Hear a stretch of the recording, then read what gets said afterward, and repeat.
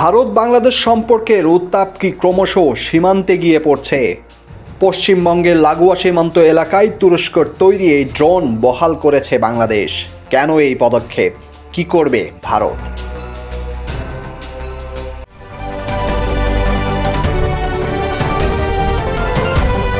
বাংলাদেশ তুরস্কের তৈরি বাইরেক্টার TB2 drone পশ্চিমবঙ্গের সীমান্ত লাগোয়া এলাকায় কাজে বহাল করেছে।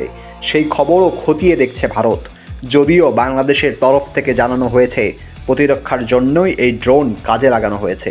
যদিও এমন স্পর্শকাতর এলাকায় এমন ড্রোন কাজে লাগানোর কৌশলগত গুরুত্বর দিকটা নিয়েও ভাবছে ভারত।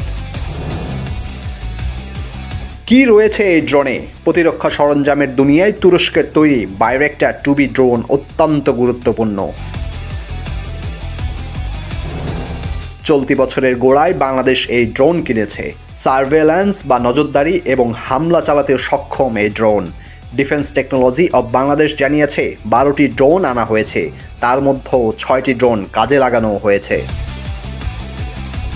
এই পরিস্থিতিতে হাই অ্যালার্ট রয়েছে ভারতীয় নিরাপত্তা বাহিনী।